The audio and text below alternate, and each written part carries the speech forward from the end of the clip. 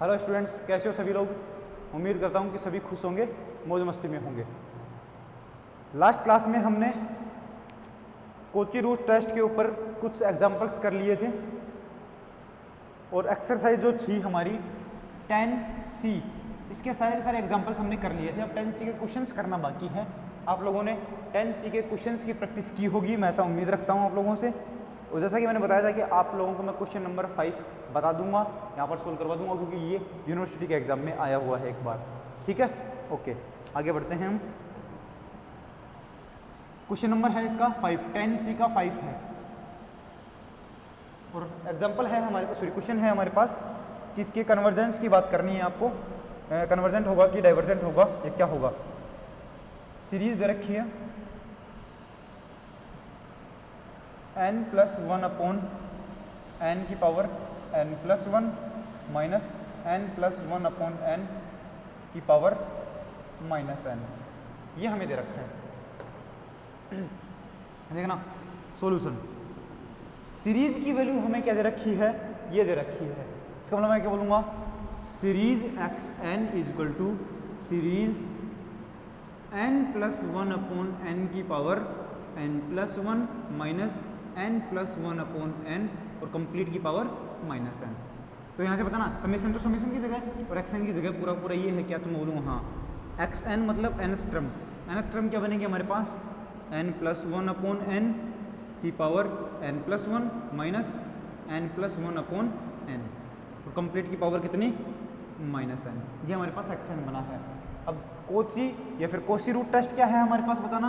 Koshi root test है कि limit n tends to infinity xn की पावर 1/n, इसकी लिमिट आती है L, और अगर L की वैल्यू लेस देन 1 है तो सीरीज कैसी बनेगी, कन्वर्जेंट बनती है। L की वैल्यू ग्रेटर देन 1 आएगी तो सीरीज की कैसी बनती है, डाइवर्जेंट बनती है। और L इक्वल टू 1 आया तो सीरीज कैसी बनती है, कैसी भी नहीं बनती, टेस्ट फेल हो जाता है, कोई दूसरा टेस्ट अप्लाई करेंगे। ये है मेथड। तो मैं बोलूँगा सबसे पहले तो देखना xn की पावर 1/n निकालता हूँ और उसमें लिमिट रखता हूँ, तो वैल्यू क्या बनेगी,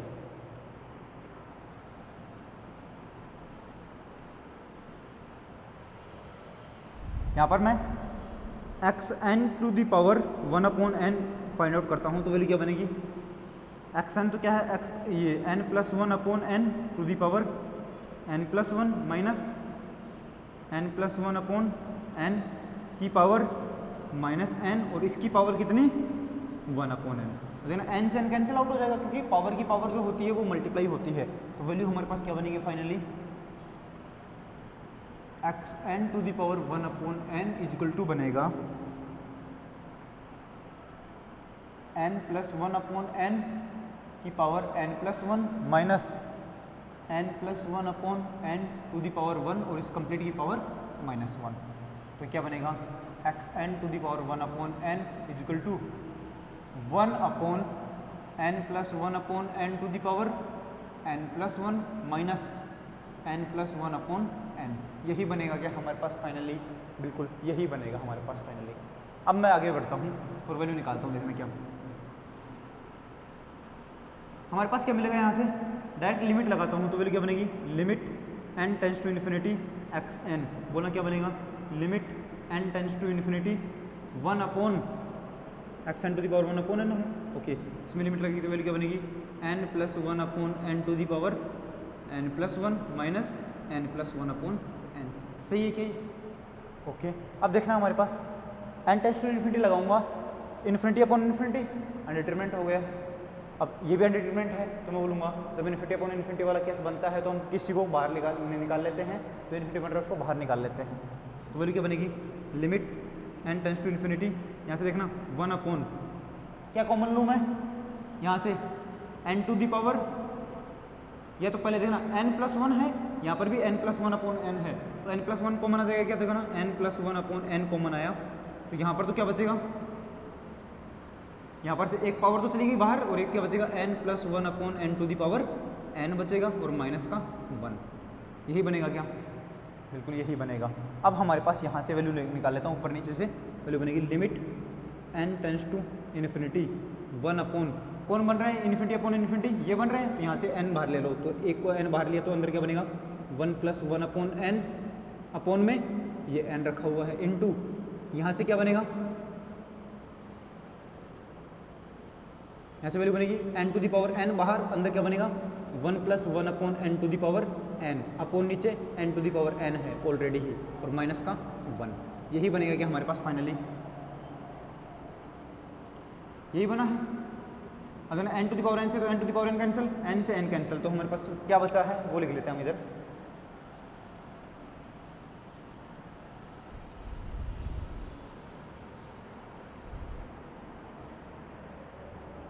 देखना क्या बचा है, limit n tends to infinity x N to the power 1 upon n equal to क्या बनेगा, यहाँ से तो limit n tends to infinity 1 upon 1 + 1 upon n into 1 + 1 upon n to the power n minus 1, ये बनेगा क्या फॉर्मूला, बिल्कुल यही फॉर्मूला बनेगा। अब देखना हम किस तरीके से रखेंगे, n टेंड्स टू इन्फिनिटी रखने पर, n टेंड्स टू इन्फिनिटी रखने पर ये तो पूरा क्या बन जाएगा 0, तो ये टोटल वैल्यू कितनी बनी 1, यहाँ पर क्या बनेगा 1 + 1 upon n to the power n, 1 + p of n की पावर q ऑफ n आता है, तो लिमिट का फॉर्मूला लगाते हैं, तो वैल्यू क्या बनेगी देखना 1 अपॉन, ये तो बन गया 1 इंटू ये क्या बनेगा e to the power limit n tends to infinity 1 upon n into n, और माइनस का 1 का 1 रहेगा, वैल्यू क्या बनेगी 1 अपॉन 1, बाहर मल्टीप्लाई था इससे तो सिर्फ ये बचेगा, तो वैल्यू क्या बनेगी, ये n से n कैंसिल, तो ये बनेगा e माइनस 1, ये हमारे पास फाइनली आंसर आया है। अब देखना e की वैल्यू कितनी होती है 2.73 के आसपास होती है, e माइनस 1 कितना बनेगा 1.73 के आसपास बनेगा, तो ये वैल्यू क्या बनेगी 1 अपॉन 1.73, इसका मतलब 1 से छोटी आएगी बड़ी आएगी, 1 से छोटी वैल्यू आएगी हमारे पास, ये 1 अपॉन 1 से बड़ी वैल्यू, तो टोटल वैल्यू 1 से छोटी आएगी क्या, हाँ, तो मैं बोलूँगा कि limit n tends to infinity x N to the power 1 upon n is less than 1, तो बोलूँगा so given series x N is convergent, convergent मतलब अभी सारी मिली है हमें, ठीक है, ये क्वेश्चन आप लोगों का हो गया है। अब नेक्स्ट जो है हमारे पास है वो नेक्स्ट टेस्ट करने जा रहे हैं, और वो है D'Alembert ratio test, okay, तो ये जो 10C है, 10C जो है उसके सारे क्वेश्चंस आप लोग कर लेना। मैं नेक्स्ट क्वेश्चन करवाने जा रहा हूँ, सॉरी नेक्स्ट मेथड जो हमारे पास है वो करवाने जा रहा हूँ, जिसका नाम है D'Alembert ratio test, D'Alembert ratio test.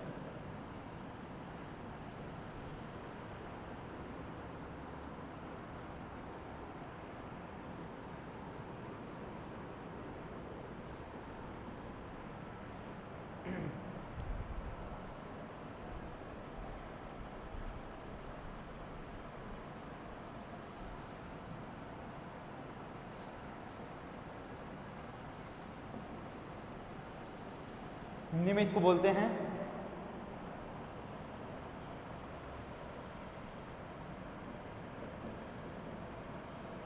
डेलम्बर का अनुपात परीक्षण, दे अलम्बर का अनुपात परीक्षण, ये हिंदी में बोलते हैं। तो आप लोग ये याद रखो, डी अलम्बर रेशियो टेस्ट याद रखो आप लोगों को, ठीक है। तो मैं बोलूँगा इसमें क्या होता है, let summation x N be a positive term series, positive term infinite series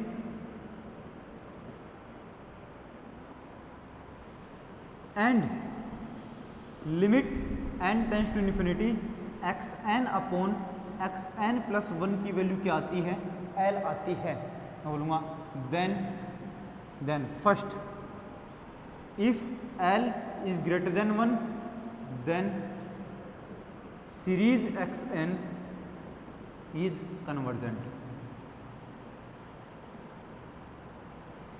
second है if L less than 1 then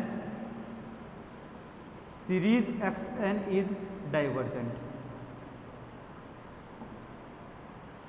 और थर्ड है हमारे पास if L is equal to 1 then test fail. समझ में आया? इस बार हमें पहले तो क्या था, कोची रूट टेस्ट था, तो एक्स एन का हम 1/n वाला रूट निकालते थे, ठीक है, नाम से स्पष्ट है। अब डी एलम्बर्ट रेशियो टेस्ट, तो मतलब रेशियो निकालना पड़ेगा किसका, एक्स एन का, और एक्स एन प्लस 1 का रेशियो निकाला। एक्स एन हमारे पास कैसी एक टर्म दे रखी है, सॉरी एक्स एन सीरीज जो दे रखी है वो कैसी दे रखी है, पॉजिटिव टर्म सीरीज दे रखी है जो कि इनफाइनाइट सीरीज है। Limit N tends to infinity x N upon x N plus 1 की वैल्यू एल आ रही है। अगर एल की वैल्यू ग्रेटर देन 1 आती है, कोची वाले से उल्टा है, अगर एल की वैल्यू ग्रेटर देन 1 आती है तो सीरीज कैसे बनेगी, कन्वर्जेंट बनेगी।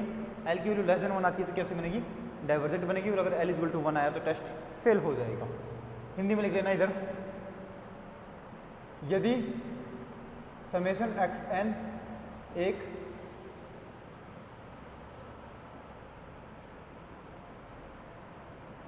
धनात्मक पदों वाली अनंत श्रेणी है, धनात्मक पदों वाली अनंत श्रेणी है तथा limit N tends to infinity x N upon x N plus 1 equal to L दे रखा है, तब फर्स्ट है हमारे पास, यदि एल ग्रेटर देन 1 तब समेशन एक्स एन अभिसारी श्रेणी है, अभिसारी श्रेणी है। सेकंड, यदि एल लेस देन 1 तब सीरीज एक्स एन अपसारी है। और थर्ड है, यदि एल इक्वल टू 1 तब टेस्ट फेल हो जाता है, टेस्ट फेल हो जाता है और दूसरा कोई टेस्ट लगाएंगे, दूसरा कोई परीक्षण अप्लाई करेंगे, दूसरा परीक्षण लगाएंगे हम, ठीक है।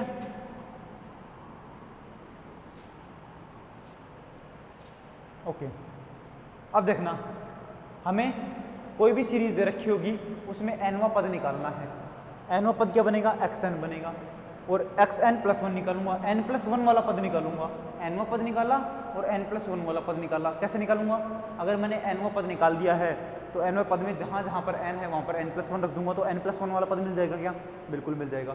तो X N upon x N plus 1 निकालूंगा, उसमें limit N tends to infinity रखूंगा, जो भी वैल्यू आएगी उस वैल्यू को चेक करना है ग्रेटर देन 1 है कि लेस देन 1 है। अगर ग्रेटर देन 1 है तो सीरीज कन्वर्जेंट होगी, लेस देन 1 है तो डाइवर्जेंट होगी, इक्वल टू 1 आया तो टेस्ट फेल हो जाएगा। ओके, ठीक है। अब इसको रफ करके मैं आप लोगों को एग्जाम्पल समझाता हूँ।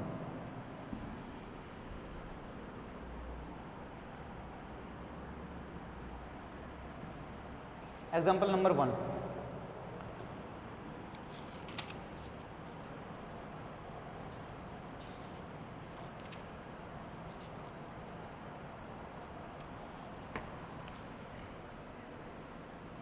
एग्जाम्पल 1, टेस्ट द कन्वर्जेंस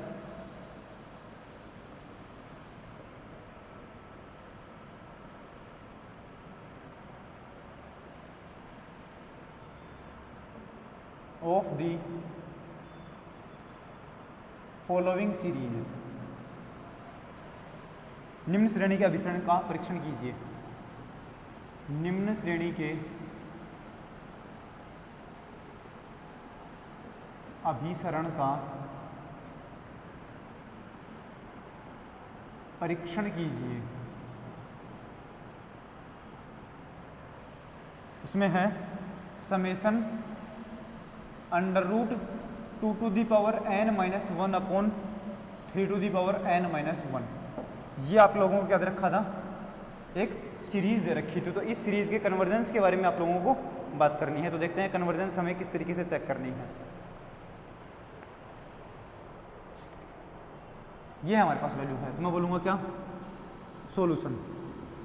सबसे पहले तो एक्स एन निकालो, मैं बोलूँगा समेशन एक्स एन क्या दे रखा है हमारे पास, सीरीज ये दे रखी है, summation under root 2 to the power n minus 1 upon 3 to the power n minus 1। यही दे रखा है क्या, बिल्कुल यही हमारे पास है। तो मैं बोलूँगा यहाँ से बताना एक्स एन क्या मिलेगा, एक्स एन इक्वल टू तो मिलेगा under root 2 to the power n minus 1 upon 3 to the power n minus 1। यही मिलेगा क्या, बिल्कुल यही मिलेगा। अब मैं बोलूँगा एक और क्या निकालना है, एक्स एन प्लस 1 भी निकालना है। तो मैं बोलूँगा एक्स एन प्लस 1 बताओ क्या बनेगा। जहाँ जहाँ पर एक्स एन में n था वहाँ पर n प्लस 1 रख दो, तो यहाँ पर n की जगह क्या बन जाएगा n+1 और यहाँ पर भी क्या बन जाएगा n+1। तो वैल्यू क्या बनेगी under root 2 to the power n+1 -1 upon 3 to the power n+1 -1। यही बनेगा क्या, बिल्कुल यही बनेगा हमारे पास। अब मैं वैल्यू निकालता हूँ किसकी, limit n tends to infinity xn upon xn+1, ये वैल्यू निकालता हूँ। देखना क्या मिलेगा, limit n tends to infinity xn तो कितना है under root 2 to the power n-1 upon 3 to the power n-1 upon में xn+1 क्या है under root 2 to the power n+1 -1 upon 3 to the power n+1 -1। ये बनेगा क्या, हाँ अगर ना अपॉन में अपॉन है तो वो उल्टा होकर के मल्टीप्लाई हो जाता है। इधर से मैं रफ कर देता हूँ क्योंकि हमारे पास ये फॉर्मूला हमें पता है, मेथड हमें समझ में आ ही चुका है, हमें तो बस क्वेश्चन करना है। यहाँ से वैल्यू क्या बनेगी, limit n tends to infinity xn upon xn+1 equal to limit n tends to infinity. यहाँ से वैल्यू क्या बनेगी under root 2 to the power n-1 upon 3 to the power n-1 into ये ऊपर होगा तो क्या बनेगा under root 3 to the power n+1 -1 upon 2 to the power n+1 -1। यही बनेगा क्या, बोलो, बिल्कुल हमारे पास यही वैल्यू बनेगी। अब ये वैल्यू बनेगी तो हमें इसको आगे सोल्व करना है। कैसे सोल्व करेंगे देखना, बताना वैल्यू कैसे सोल्व होगी। n टेंस टू इन्फिनिटी रखूँ, 2 to the power infinity infinity, नीचे 3 to the power infinity infinity, infinity upon infinity बन गया, आगे भी इन्फिनिटी अपॉन इन्फिनिटी बन रहा है। तो इन्फिनिटी अपॉन इन्फिनिटी जब भी बनता है हमारे पास तो मैं क्या बोलता हूँ कि हमें वो एक अनडिटरमिनेंट फॉर्म मिलती है, और जब भी अनडिटरमिनेंट फॉर्म मिलेगी तो मैं बोलूँगा कि हमारे पास से जो भी वहाँ पर कॉमन आ रहा है, जो इन्फिनिटी बन रहा है, उस इन्फिनिटी वाले पार्ट को हम बाहर निकाल लेते हैं। इन्फिनिटी कौन बन रहा है 2 टू दी पावर n, यहाँ पर 3 टू दी पावर n, यहाँ पर 2 टू दी पावर n+1, यहाँ पर 2 टू दी पावर यहाँ पर 3 टू दी पावर n+1 और यहाँ पर 2 टू दी पावर n+1, ये इन्फिनिटी बन रहे हैं, इसको बाहर निकाल लो। वैल्यू क्या बनेगी, limit n tends to infinity, बताना वैल्यू क्या बनेगी। 2 टू दी पावर n बाहर आएगा तो क्या बनेगा 2 टू दी पावर n और अंडर रूट के साथ आएगा अपॉन, और अंदर क्या बचेगा हमारे पास under root 1 -1 upon 2 to the power n, यही बचेगा क्या, बिल्कुल यही बचेगा। नीचे 3 टू दी पावर n का अंडर रूट बाहर आएगा और अंदर कौन बचेगा under root 1 -1 upon 3 to the power n, ये बनेगा। ओके, इनटू यहाँ से कौन कॉमन आएगा, ये हमारे पास कॉमन आएगा 3 टू दी पावर n बाहर ले लो, तो 3 टू दी पावर n बाहर लिया तो अंडर रूट के साथ बाहर आएगा अपॉन, और यहाँ पर अंदर क्या बचेगा, यहाँ से तो 3 बचेगा और -1 upon 3 to the power n बचेगा, और ये अंडर रूट बचा। नीचे कौन बचेगा 2 टू दी पावर n बाहर लो अंडर रूट से, तो क्या बनेगा under root 2 to the power n, और अंदर क्या बचेगा यहाँ पर तो बचेगा 2 और -1 upon 2 to the power n और इसका अंडर रूट, यही बनेगी क्या वैल्यू, बिल्कुल ये बनेगी। अब काट दो 3 to the power n under root से, ये कट गया, इससे ये कट गया, वैल्यू क्या बचेगी, limit n tends to infinity under root 1 -1 upon 2 to the power n upon 1 -1 upon 3 to the power n into यहाँ पर क्या बचेगा under root 3 -1 upon 3 to the power n, 3 की पावर है ये, ध्यान रहे 2 की पावर है ये, upon 2 -1 upon 2 to the power n, यही बना है क्या, यही बनेगा। अब limit n tends to infinity रखना, 1 upon 2 to the power infinity, 1 upon infinity बन जाएगा, 1 अपॉन इन्फिनिटी, यहाँ पर भी 1 अपॉन इन्फिनिटी, यहाँ पर 1 अपॉन इन्फिनिटी, यहाँ पर भी 1 अपॉन इन्फिनिटी, तो हमारे पास वैल्यू क्या बनेगी, यहाँ से तो सिर्फ 1 बचेगा, यहाँ से 1 बचेगा, यहाँ से 3 बचेगा, यहाँ से 2 बचेगा, तो हमारे पास वैल्यू क्या बनेगी, लिमिट लगाने पर हमें यहाँ तो 1 इंटू अंडर रूट 3 अपॉन यहाँ पर 1 इंटू अंडर रूट 2, तो टोटल वैल्यू कितनी आई under root 3 upon 2, under root 3 upon 2। अब बताना 3 अपॉन 2 कितना होता है 1.5, 1.5 होता है, और 1.5 का अंडर रूट निकालोगे, 1 से बड़ी वैल्यू को अगर आप अंडर रूट निकालते हैं तो हमेशा 1 से बड़ी वैल्यू ही मिलती है, तो 1 से बड़ी वैल्यू क्या, इसका अंडर रूट निकाला तो 1 से बड़ी वैल्यू मिलेगी क्या, तो मैं बोलूँगा ये 1 से बड़ी वैल्यू मिलेगी।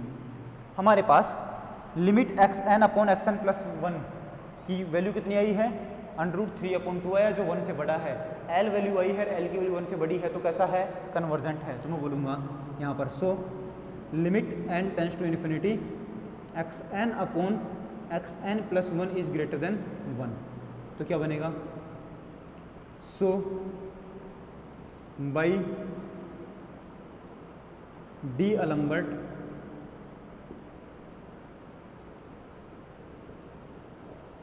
Ratio test the series x N is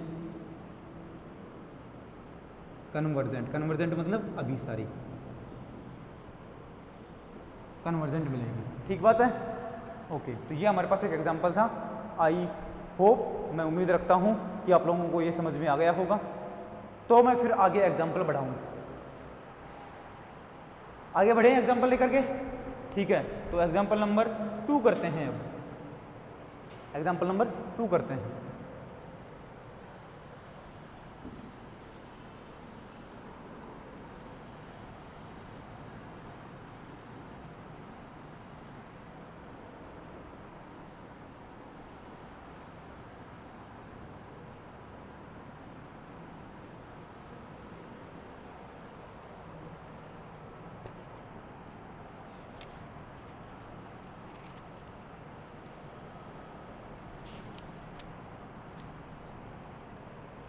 example 2, language वही है कि निम्न श्रेणी के अभिसरण का परीक्षण कीजिए और test the convergence of the following series.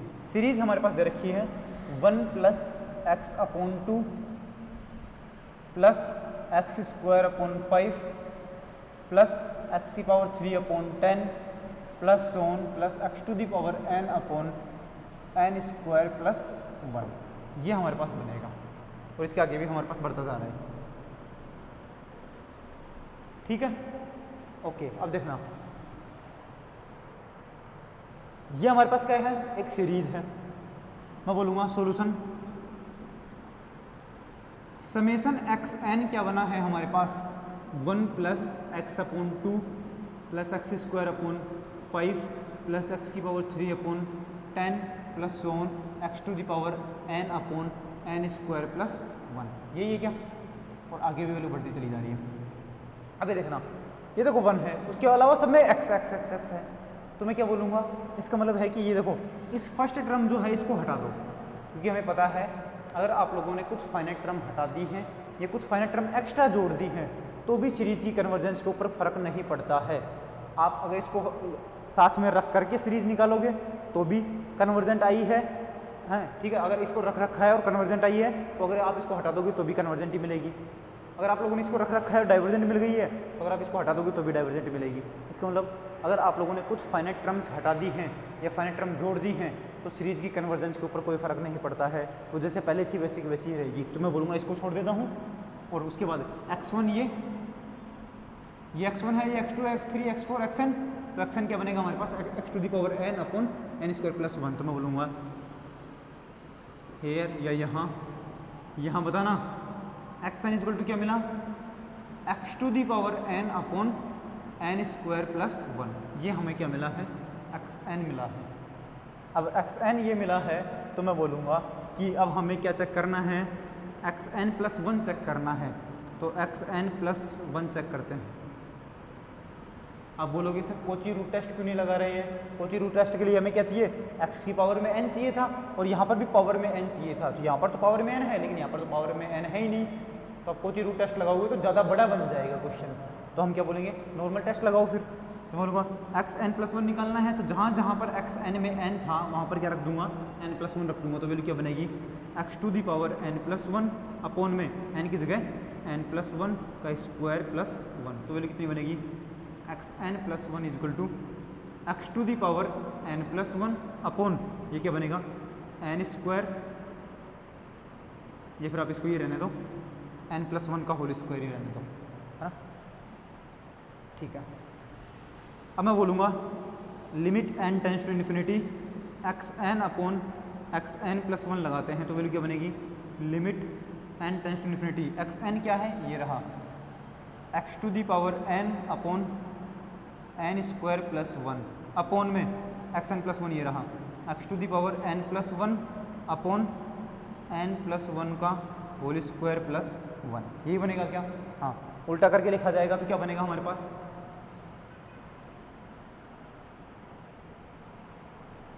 ये क्या बनेगा बताना, limit n tends to infinity x N upon x N plus one equal to, बोलना क्या बनेगा यहाँ से, limit n tends to infinity और वैल्यू बनेगी x to the power n upon n square plus one into, ये उल्टा करके ऊपर लिखा जाएगा तो n प्लस वन का whole square plus one upon n x to the power n plus one. ये बनेगा क्या? हाँ, अब देखना क्या बनेगा। अब x n tending to infinity रखूंगा तो ये इन्फिनिटी है और ये इन्फिनिटी है, तो इन्फिनिटी अपॉन इन्फिनिटी बना क्या? हाँ, तो जो इन्फिनिटी बन रहा है उसको बाहर निकाल लो, तो वैल्यू क्या बनेगी, limit n tends to infinity, यहाँ से तो x to the power n है इंटू ये क्या बनेगा, n बाहर आएगा तो n स्क्वायर बनेगा, n स्क्वायर और वन अंदर क्या बनेगा, one plus one upon n की पावर टू, और यहाँ से क्या बाहर आएगा प्लस, यहाँ से तो वन अपॉन एन स्क्वायर ही गया तो ये बनेगा one upon n square, upon में बताना क्या बनेगा, यहाँ से अगर मैं एन स्क्वायर को लूँगा तो एन स्क्वायर, यहाँ पे क्या बनेगा one plus one upon n square into x to the power n into x, सही है क्या? X to the power n plus one को क्या लिख सकता हूँ, x to the power n into x लिख सकता हूँ क्या? हाँ, x to the power n, x to the power n से कट गई, एन स्क्वायर से कट गया, तो वैल्यू क्या बची सिर्फ हमारे पास, limit N tends to infinity, value क्या बनेगी, one plus one upon n square plus one upon n square upon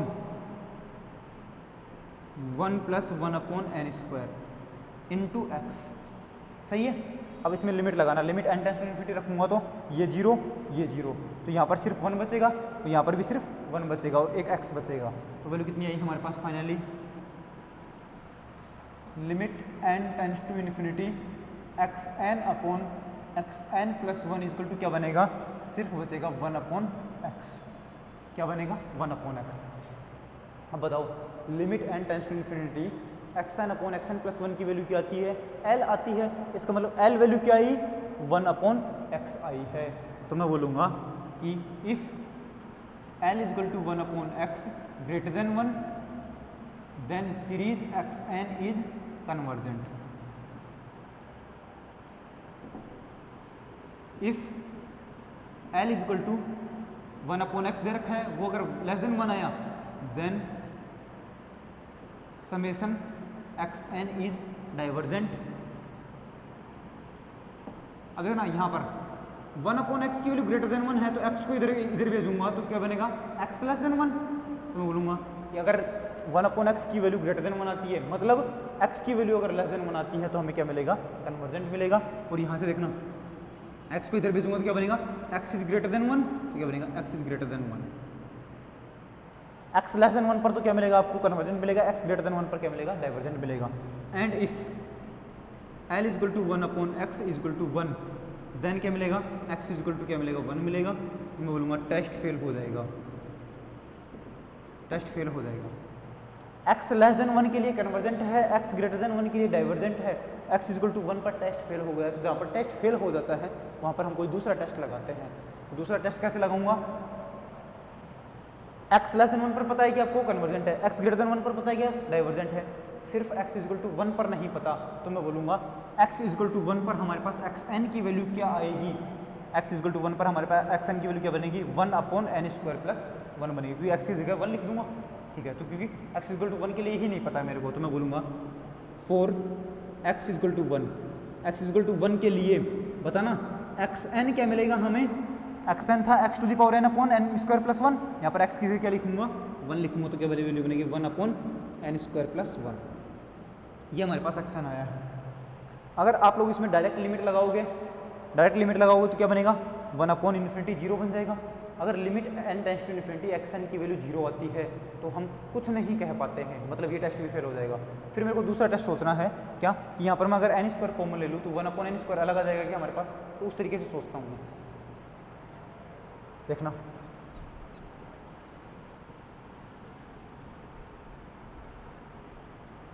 तो मैं थोड़ा साइड में हट जाता हूँ, स्क्रीनशॉट कर लिया करो इसका या लिख लिया करो साथ में। वैल्यू क्या बनेगी, अब हमारे पास बनेगा एक्स एन इजक्वल टू क्या है, वन अपॉन नीचे एन स्क्वायर कॉमन ले लो, एन स्क्वायर कॉमन ले लिया, अंदर क्या बनेगा वन प्लस वन अपॉन